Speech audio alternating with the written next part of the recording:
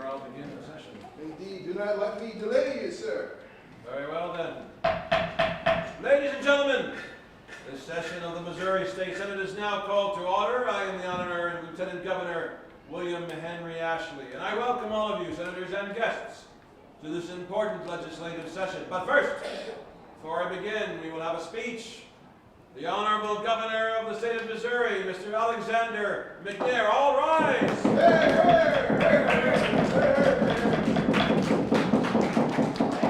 Thank you much obliged. Please be seated. Ladies and gentlemen, citizens, it is my great honor to welcome you to the capital of our brand new state.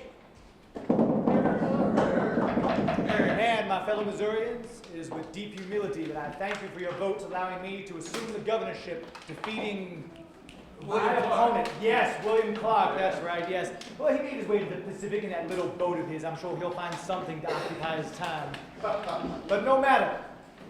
I would like to make you well aware that this is not the first election held in the area. Many elections were held previously when we were but a mere territory, but the results were full of, shall we say, character. Wouldn't you agree, Mr. Lieutenant Governor? Oh, yes, they wrote a letter to the local newspaper.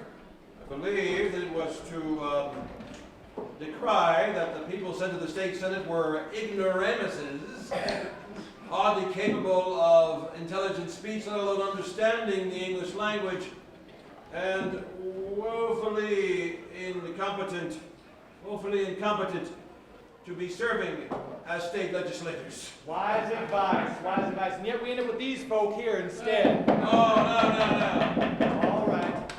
And on that note, a reminder that this is a classy establishment, so please do not spit on the floor.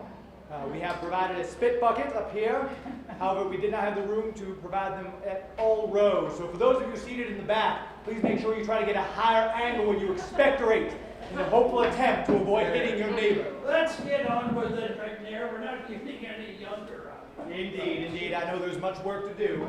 However, as we have several citizens visiting us for the first time, I thought it might be a good idea to give a brief overview of what we have accomplished. No doubt many of you, while passing by this building in your horse and buggy, wonder what it is that goes on within these walls. Many of us who work here wonder what goes on within these walls. The story began 2 years ago when St. Charles was the absolute natural choice to be the home of the state capital. Of course, that may be a little heavy on the hyperbole. Well, the Missouri House chose Potosi as the state capital. Yeah, but the Senate turned down Potosi, and we suggested Cosen's dissent. Oh, now this kind of back and forth went on for 66 days. Several cities were suggested, Senator. St. Louis, Florissant, Herculaneum, Newport, all were rejected.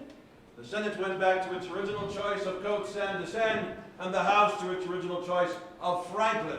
St. Charles was put forward as a compromise. Both the House and the Senate agreed, and I signed the bill on the 20th of November, 1820, making St. Charles the official temporary capital of the state of Missouri. And who says government can't get anything done? Yet after all that tribulation, we made our way here to a city of 1,100 people, to our beautiful new state capital. State capital indeed. Just today I had to traipse over a mountain of hay and horse feed. Some woman even asked me where she could buy some beeswax candles, as if I were some type of common clerk. Can you imagine? Objection, Senator Alcorn. Yes, we may be a bit primitive, but I remind you we are only a temporary state capital. Correct. Even after all the trouble of deciding on a location, we knew that the actual state capital would reside in the city of Jefferson, which is not ready yet. And so, since our time here in St. Charles is finite, it served no purpose to build a permanent structure. So our abundant gratitude to the Peck brothers, Charles and Ruloff, for allowing us to use the upstairs floor of their store for our purposes. Thank you down there, Mr. Peck and Mr. Peck. On that note, Mr. Ashley, the bill for this month's rate is due. How much is that? $2. Too rich for my book. At any rate, time here is transitory. We have accomplished much.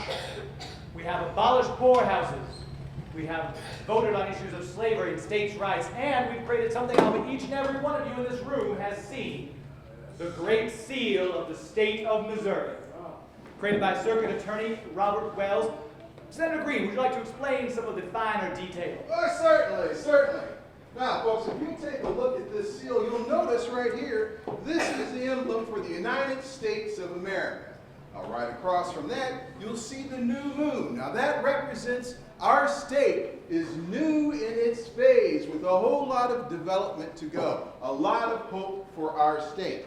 Now, above that, you'll see united we stand, divided we fall, crowned by a helmet. And that helmet represents the sovereignty of our great state. At the top, you'll notice 23 stars. Those are the colonies that preceded us into statehood. But now those stars are encompassed by a cloud, and that cloud represents all of the difficulties that we had to surmount to be able to become a state. Now down here at the bottom, you'll know Solus Populi Suprema Lex Estos, which now that's Latin, which means let the will of the needs of the people be the supreme law. My teacher used to do this when I would sleep in class. Finally, we would see the bears on this symbol, and the bears would represent not only the courage of our state, but also of our citizens. This is clearly a more polished version of the seal than we originally saw. On that one, the bears look like chimpanzees. The monkey seal. Well, I do apologize, gentlemen, that Michelangelo and Rembrandt were not available. On that note, I know you have a lot of work to do, so if you need me any further, I shall be in my quarters. Or once session has adjourned, you can find me in the governor's residence on the second block up from here. And of course, if any of you, like our senators, should require lodging while you are in town, you are welcome to use the Forest Tavern boarding house in the 700 block of South Main. And who might own that boarding house, Governor? What can I say? It's good to be the governor. Good day. All right, ladies and gentlemen, let's call this session to order. Now, I welcome you all, senators and visitors, and as such, request that you act properly as 19th century legislators. And as such, you are encouraged to voice your opinions. If you agree on the statements echoed here today, you are encouraged to abandon your seats and yell, "Hear, hear!" However, if you disagree with the opinions expressed here, you are allowed to express your displeasure in any of the following exclamations: Poppycock, Balderdash, or Fiddle Faddle. All right. Now, let's see. We are going to begin this session, the 13th of December, 1822, Anno Domini, and preparing to discuss the bill which would ban the act of dueling in the state of Missouri. Now, a refresher to some of our new senators that the offended individual in the duel is then encouraged to contact the person who committed the offense, and through the use of trusted assistants known as secondaries, send an exclamation apology to avoid violence. If the apology is accepted, the duel and the matter is then resolved. However, if not, the offended individual will choose the weapons, the time, and the place for the duel, and depending on the severity of the offense, will determine the number of shots to be fired, and that the duel shall end at the site of first injury. Senator Buckner, you will be the first to speak on this debate. Thank you, Mr. Lieutenant Governor. My fellow senators, the distinguished tradition of dueling has roots that go back centuries, back to medieval Europe, when aristocrats and knights met on open fields to defend their honor in man-to-man combat. Hear, hear. Then in 1777, a group of gentlemen from Ireland put forth the Code Duello, or the 26 Commandments, as it is sometimes known. These rules ensured fairness and order fairness, and order. Now, these time-honored traditions made their way to the dueling grounds of the South, where to this day they remain a cherished way in which gentlemen may demand satisfaction for any number of offenses. Look to this chamber, gentlemen and ladies. Looking down on us are two distinguished Virginians. George Washington, the father of our country and our first president, and our current president, James Monroe. Through him we are enjoying the benefits of statehood. Look to them and ask yourself, are we not gentlemen? Do we not value tradition? Do we not value honor? Thank you. My colleague mentions our esteemed first president. I would like to give a small anecdote. In 1754, George Washington insulted a Mr. William Penn about his diminutive size. Mr. Penn pushed Mr. Washington to the floor, an act which no doubt the opponents of this bill would end with a duel. Indeed, Mr. Washington summoned Mr. Penn to a tavern the following day. Upon arrival, Mr. Penn did not find himself staring down the barrel of a pistol. He found the young colonel at a table, seated, with a bottle of wine and 2 glasses. Mr. Washington apologized for the scrabble, and it ended. Now, if our opponents want to bring our founding fathers into this argument as pawns for their cause, may I suggest Thomas Jefferson or Benjamin Franklin, men whose ideals were formed by the Enlightenment, where we settled disputes not with violence, but with politeness and courtesy and civil discourse. Violence? It is clear to me, sir, that you do not understand. Oh, we understand very well. What you fail to understand is that the duels on our streets in this state bear no resemblance to the Southern gentleman's game, or the histrionics of the knights and the noblemen in Europe. No, they are a degradation of those old traditions. They're more akin to what goes on the western frontier where there is no law. They don't settle offenses. They try to eliminate political rivals. Just look at their rising body count on Bloody Island in St. Louis. Bloody Island. Yes. Yes, I think it's going to see that gangly lawyer from Illinois there soon. I know who you're talking about. What's his name? Something Lincoln. Abraham. Yeah, Abraham Lincoln. He's not going to amount to much anything. Trust me. Furthermore, Our own United States Senator Thomas Hart Benton, who we in this chamber sent to Washington, D.C., after he was in a duel, was so affected he vowed never to have a duel again. Yes. He said that he would never do it again. However, he did not disavow of the act itself.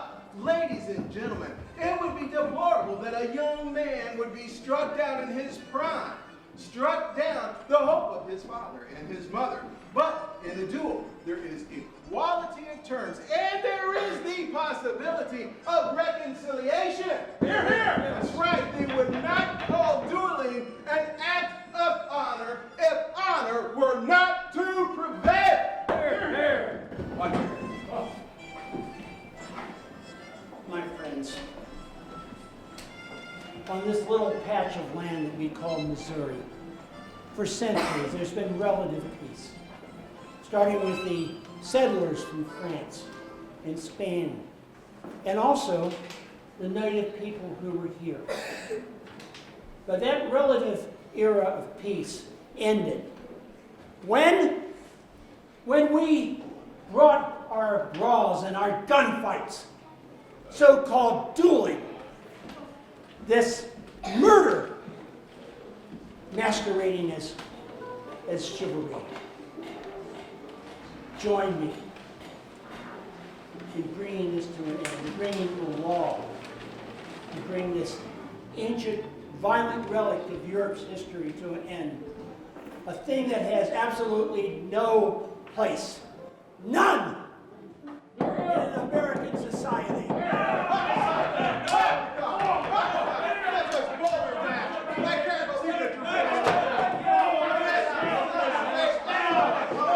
Call this meeting to order! Order! Sit down, Senator. Senator. Now, it is clear that it has come time to resolve this matter. Governor, I believe it is time to take a vote on the issue of whether this ban should be approved or no. And you thought politics were wild in your day, ladies and gentlemen. Oh, that's nothing. He wants to repeal the stand at my head. I knew I wouldn't hurt anything on the inside if I hit it. All right, Mr. Ashley, as you said, let us call for the vote. All in favor of the resolution that would ban dueling in the state of Missouri, say aye! Aye! All against, say nay! Nay! I believe, Governor, The ayes have it. oh, it was awfully close. We may bring this to a vote again, but in the meantime, Ladies and gentlemen, we do thank you for your time here today, our honorary citizens and senators. If you would please remain in your seat while the senators, myself, and Mr. Ashley make our way from the chamber. And if you have any questions, we have some staff from the Missouri First State Capitol here to answer those questions for you. Senators, let us exit the chamber. session is adjourned. Thank you for I joining us. say let's adjourn to the California House for a pint of ale. As I'll long buy as you buy. I'll buy the second round. Oh, wait for me. Nay, you never, no more, never, where I see. Well, the state of Missouri.